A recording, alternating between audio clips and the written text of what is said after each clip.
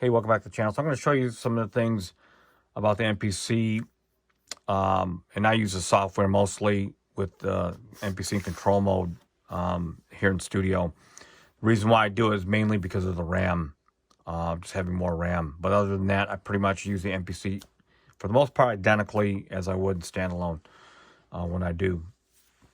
I chose the X. The only other experience I actually have is the MPC Live 2 Mark II, and being a sound programmer and some of the things that I've been using the MPC X ever since it came out, I've gotten attached to using all the Q links. So, but the software, for those of you that are out there looking at getting into the MPC ecosystem that are new to it, the software that runs all their units, for the most part, are all this. It's like they're almost all identical. Not almost, they're all identical. The difference between the different models is going to change how you interact with the software from a physical standpoint. So there's a couple things on even the MPC X where it requires an actual touch of the screen a lot. And depending on how you set your MPC, and I'll show you in a minute, you can reduce a lot of that, some of that repetitiveness when you're setting up a session. So I'll go over that in a minute.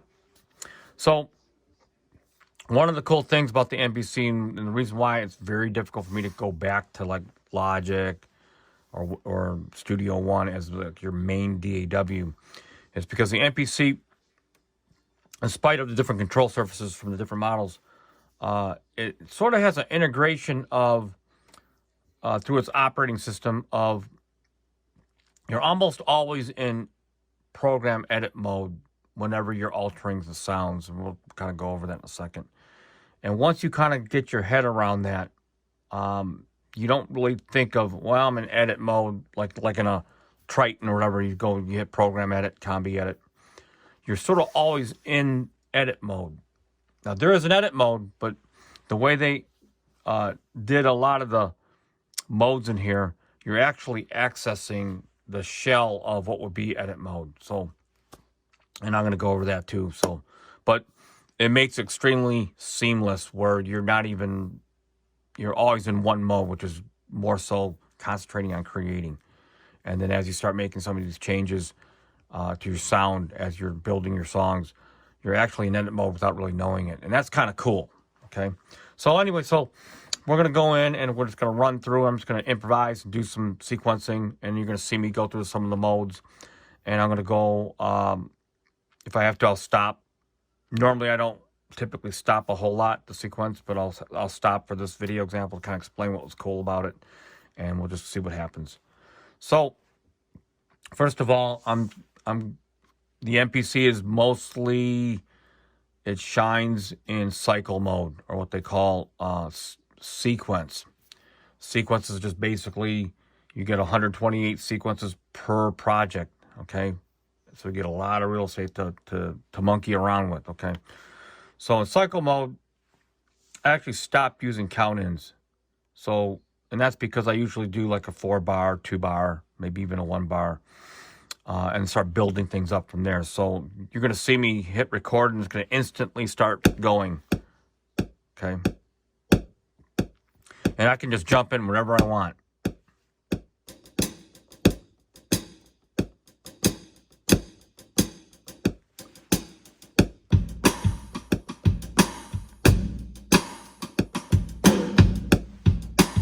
Okay.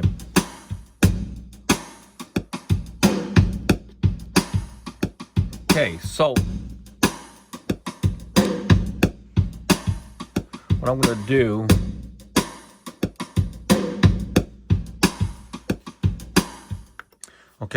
do, is build and layer tracks, and then I'm going to go back and then revise some of the tracks, like this drum track, perhaps, maybe even so. I'll just keep on going. Hold down the main button, and any track that you have labeled will show up, which is a good thing.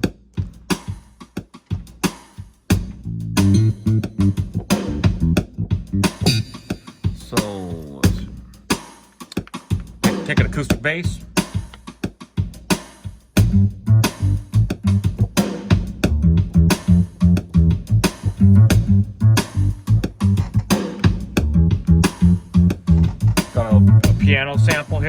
samples from the packs.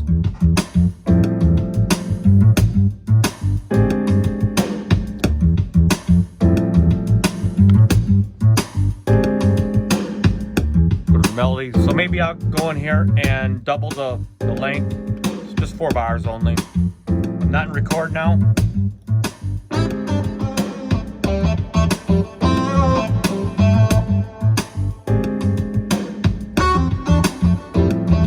Okay. Maybe I can pick a different sound.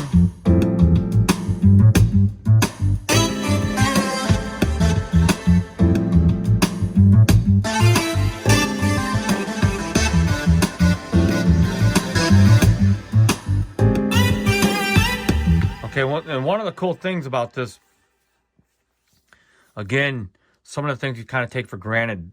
So in this case, just general volume. So on the Q links, the volume is there for each program. So in these programs, which we're going to look at in a minute, we're going to look at it like this. So if you see all these programs, these are all samples, okay? And so one of the best things about the MPC, the most best thing about using this MPC, is if you can do the work and get your sounds in the box, or you can buy them and all that,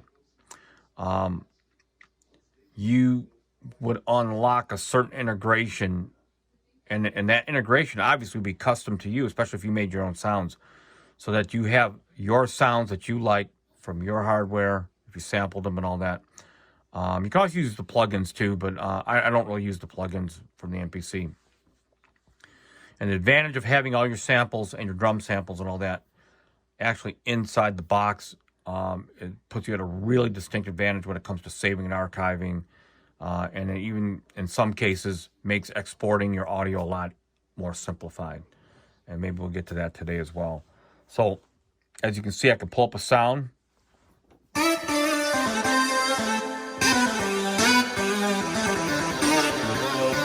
And then if I were to save this session, it's going to save all the sounds that I've extracted from the actual expansion packs, which are, again, finding your sounds is for the most part, is pretty straightforward. If I needed to go pick, let's say, another lead sound, you know, I could go to one of my own expansions.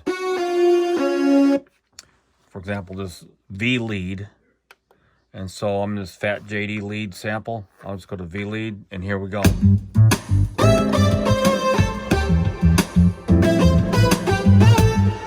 Okay, just like that.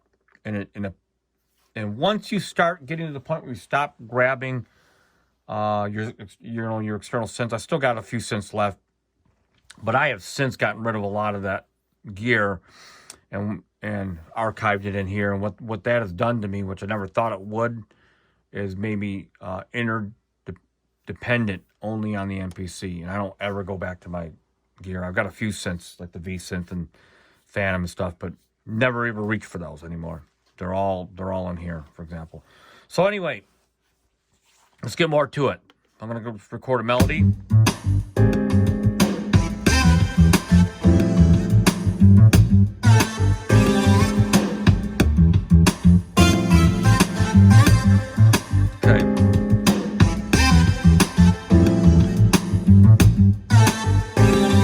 Now what's kind of cool is I've got these 4 basic tracks. Now I'm going to go and just redo the drum track, see if I can get something else going on here.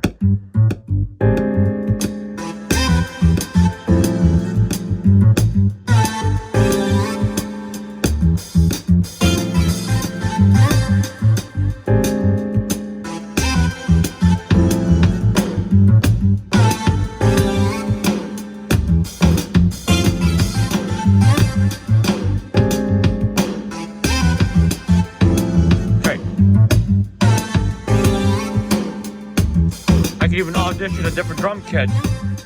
It's another sample pack. And the cool thing about this is and one of the cool things, as I said earlier, we were going to get into the way the MPC interfaces its edit engine. Not talking about the sample edit, but the program edit engine, and it sort of interfaces some of the more common parts with the general workflow, and I'm going to show you that in a second. So first of all, the way the UI, if you can understand this, so this is the main page, and there's two ways of looking at things for the most part. And that's a one-to-one correspondence. So you can see one drum kit.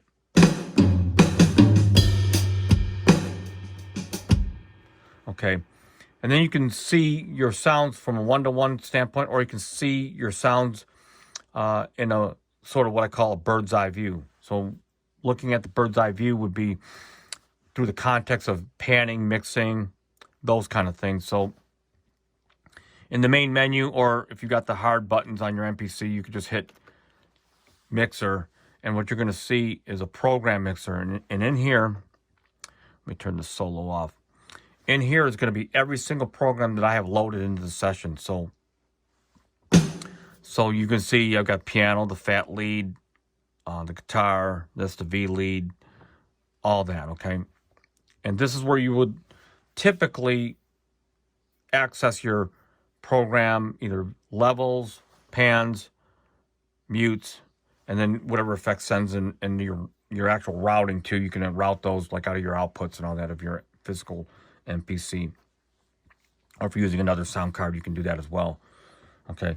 And so typically this is like going to your the actual physical board, mixing board where your Triton. Actually, this is actually like going to like your Triton, for example, and turning your volume knob actually on the physical unit as well. Keep in mind this is program level editing.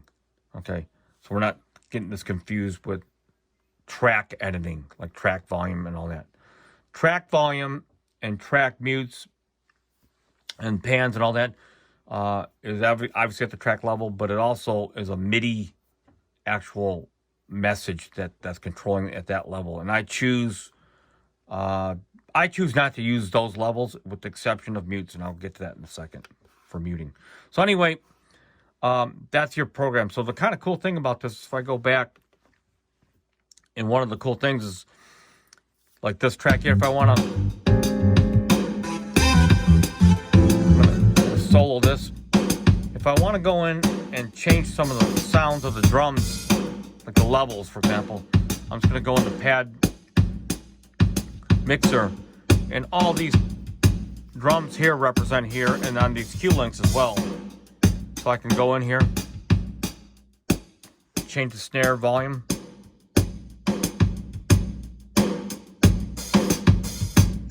And any of these I can change. Okay. It's so deep that you can actually get lost into all your different individual settings. It's pretty deep. Now, what we're looking at is we're accessing the program editor through sort of the interface of what they call a pad mixer. You're going to hear that a lot. So program edit, which is something that I only really use when I'm actually programming sounds and samples. But this is sort of like the heart of the engine of program edit. And you go in here and you got your sample start times, you got your offsets, some pretty basic features, filters, and you got some different filtering. And then your modulation section. Of course, your effects level at the pad level, not at the program level, but the pad level of the program. So if I wanted to add reverb just on a snare, you can do that. Okay. So here we go. You can go right in here real quickly and alter stuff without really stopping the music. So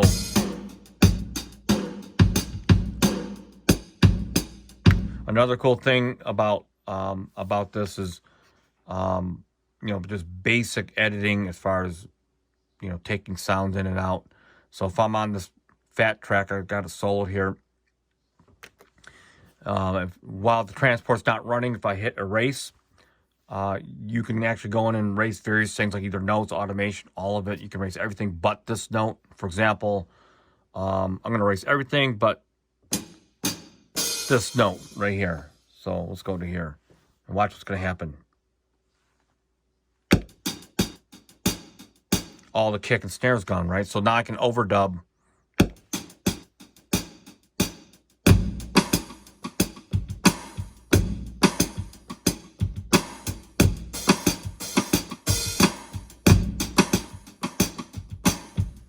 Okay. Okay, so that's that. Take it off solo. So another really cool thing is in real time. Now, normally I'll be doing this all in real time.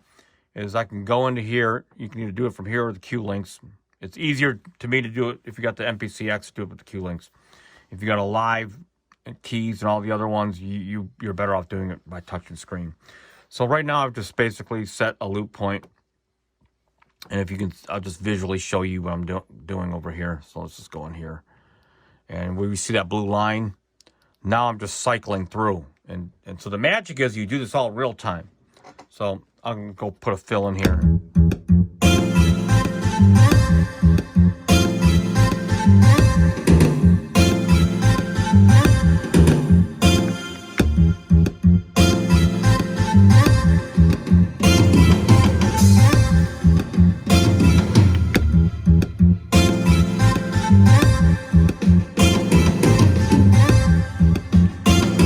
Back just in real time and just set the 2 bars so you can hear it.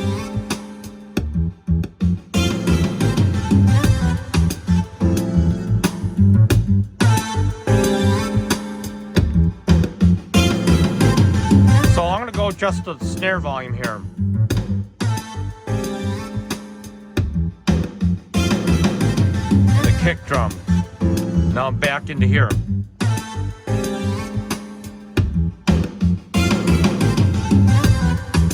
I'll go back to 1 so we can see everything at one time. So I'm going to go in. I'll put the funk bass back in.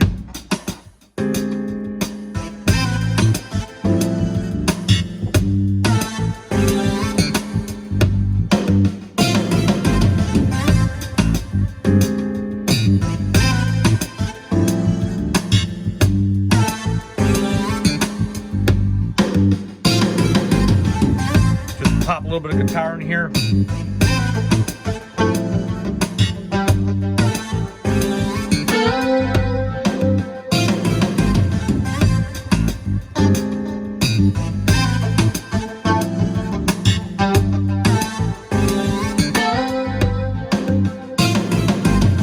So let's say I didn't like that sound, that little swell.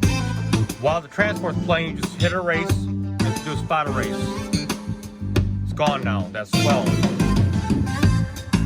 I just re-overdub that.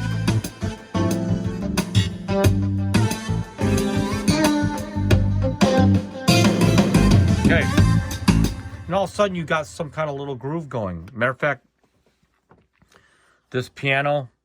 So now that if you can get all your sounds into the MPC, so now picking a sound, I mean, it's really quite simple. So you just go into one of your expansion packs. I'll pull up this TX7, DX7 electric piano here. Love this sound. And so it's just a matter of going into that sound and finding it, which is right here. And then I just hit record.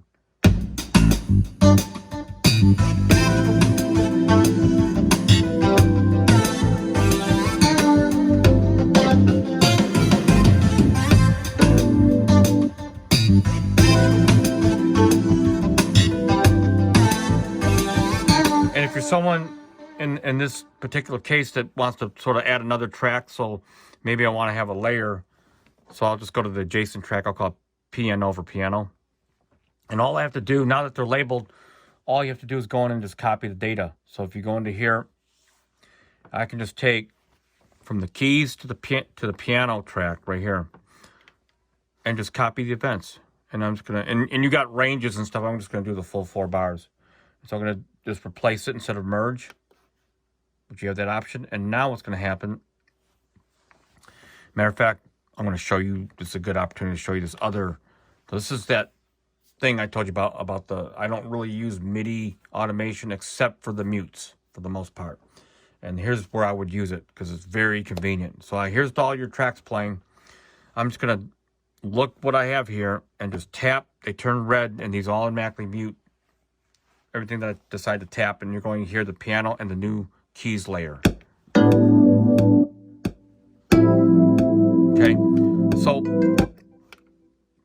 So let's go into keys, piano, and I'm going to put this piano right here.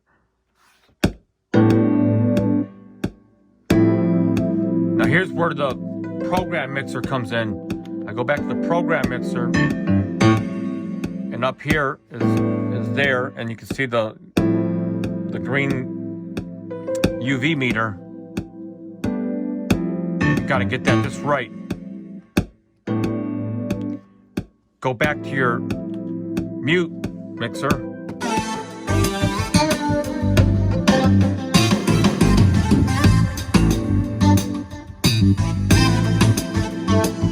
If I go back to the melody, which is interesting, so I'm going to go back to the melody, and I'm just going to go, if you hold down the main button, just tap your label track, it goes right to it, the melody. And I'm just going to delete that, I think. So I got nothing now.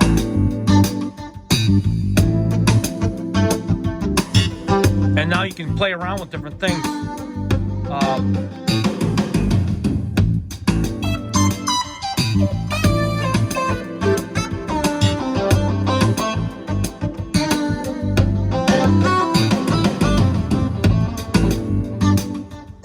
And so forth and so on.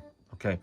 Now another really kick butt thing, and you notice I'm using this in DAW mode and control mode, and how many times did I really use the mouse, right? So I'll call this,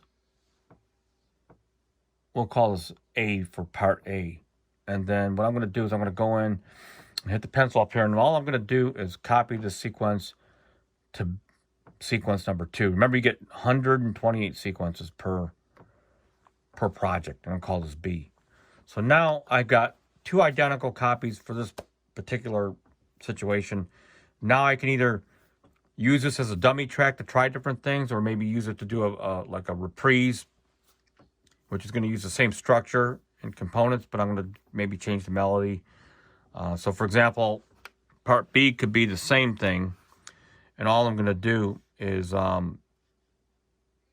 maybe I'm going to just record kick and snare over this. So you can either re-record everything, which sometimes I do. It's kind of nice you have the option, or you can go in here and you can erase. You can do the copy. We'll just get rid of everything, but this. All right, and then all I have to do is we'll go over here and just play and I can record.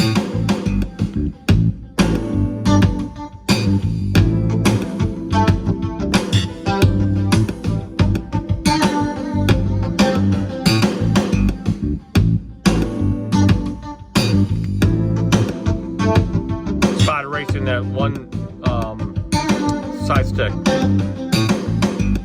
Now I'm going to go into here, just the last 4 bars, so you can re-record over it. Now I'm going to do some tom fills.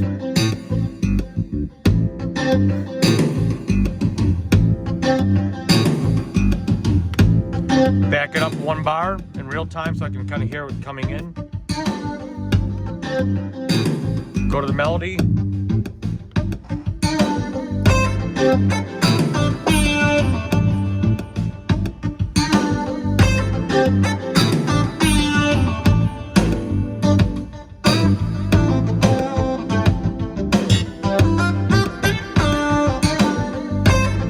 There.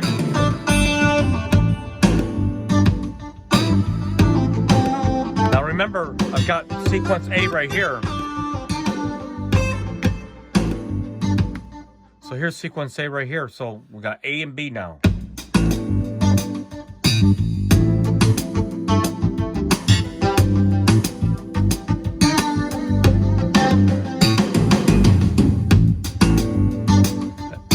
And what's nice is, again, next sequence and song mode, which I really haven't gotten into and talked a whole lot about, is sort of semi-baked into everything in all your pages, in a lot of your pages. So for example, if I'm in transport and I go to another sequence, see how it says next B? It's going to go to that next sequence automatically.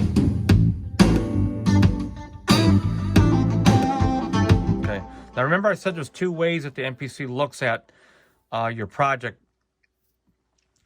Sort of a one-on-one and then sort of a global view. So if I hit this button called Next Sequence, you're going to see however many sequences you have, and you can have up to 128. So right now it's only going to show the two that I created here on this video, which is A and B. But this is a way of looking at everything at one time. You actually can go and take it to a song. So I'm going to go in and hit Shift and Next Sequence. And what you're going to see is where you can insert your different parts manually instead of doing it in real time. So there's reasons why you would do one over another. So like if I go in here, insert right here, and I insert part A, I'm going to have it go just one time around. And then I go to part B and insert. Now I got part B right here. And you can adjust the tempos here and all that stuff right here. It's really cool. And so if I go to here and play,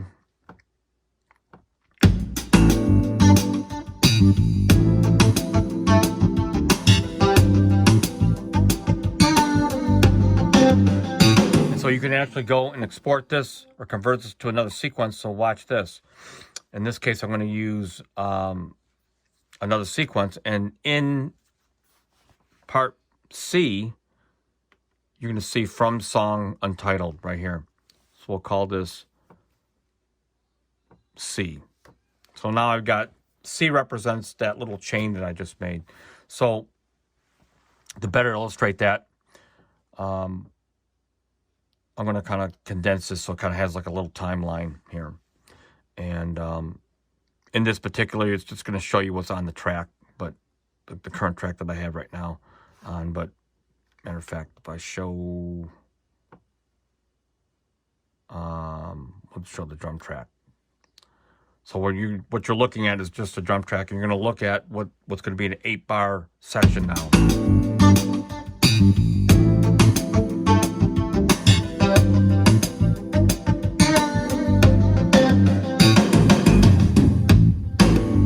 So if I use my cue links, so this is kind of the beauty behind the cue links.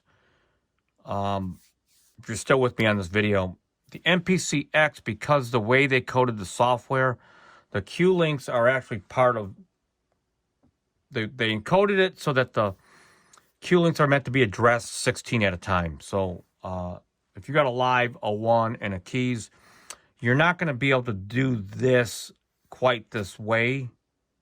So you can see I'm not even in the main page. The main page, you would address it like this. Okay. And you see I'm going to go between bar 4, which I'm going to just do a continuous bar 4. But if I'm in this page, you don't have that access to there, so you can't switch those parameters. But if you've got an MPC X, you can. If you got an MPC Live Keys 1, I'm not sure if the touch is even supported. What you're going to have to do is you're going to have to, I believe the cue links move like this. So you're going to have to make sure you're on the right toggle switch. There's 4 toggles, obviously, on the cue link toggle. So you just have to be aware. To me, it was too cumbersome. That's why I don't have, I prefer not to have it or use it. But, so I'm on 4, and I can still be in this page. I can see what's going on, and I can overdub, let's say, this drum track.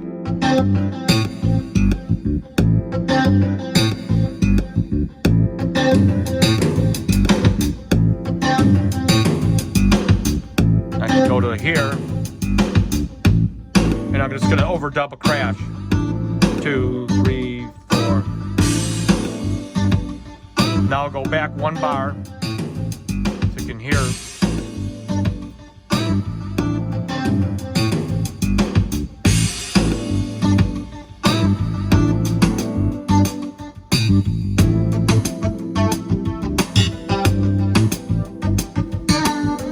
And you can see, so the beauty behind this is, so I can take this sequence C, right, and I'm going to go copy it to another sequence, 4, and we're going to call this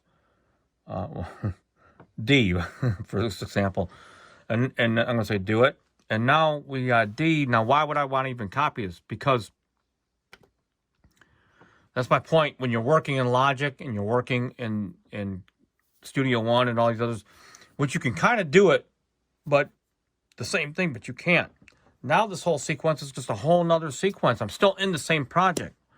So for example, if I go into here, I'm going to go and, because this is a copy of a copy, I'm just going to go and delete the whole, we'll delete the whole melody track, which is going to be, you know what, as a matter of fact, you know what I'm going to do? I'm going to keep the melody in. I'm going to show you this. So if we're going to go into here, and I'm going to do the keyboard, remember I copied that keyboard layer after the fact of the piano? I'm going to create a whole new performance of both of those over the whole 8 bars.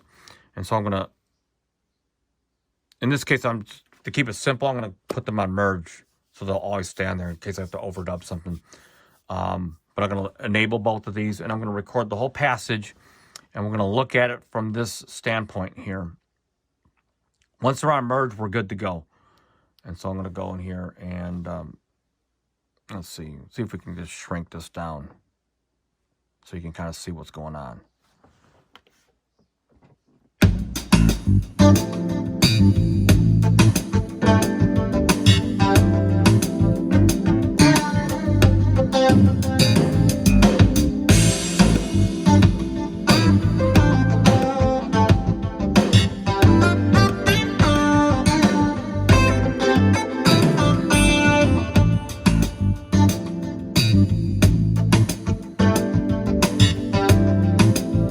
That's your new performance. I'm going to overdub this.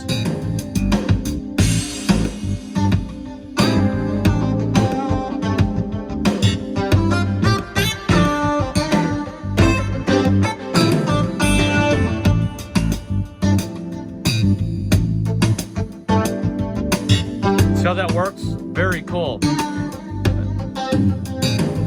Change the guitar.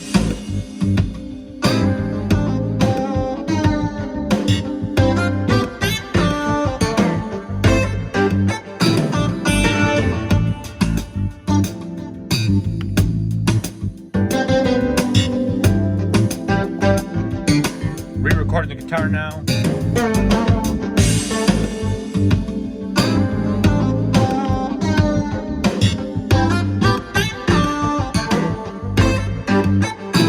Matter of fact, even on this take, which is take D, I can go into this melody lead, and I'm going to actually go and I got a couple options. I can actually retain this, which I can just, if I want, I can mute it. And then I can go pick another track next to it. You got choices, and I'll call that melody B. We'll call it B. And what I'm going to do is I'm going to retain that one, and then I'm actually going to, on number 14, change it to this sound.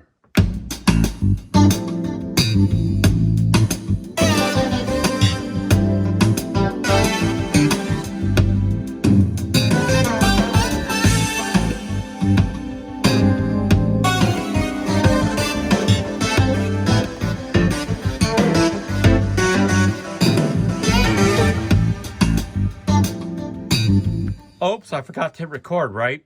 But don't worry about it. Hit Shift, Record, and that's Retrospective Record. And check this out. It just brought back what I didn't record, but I did.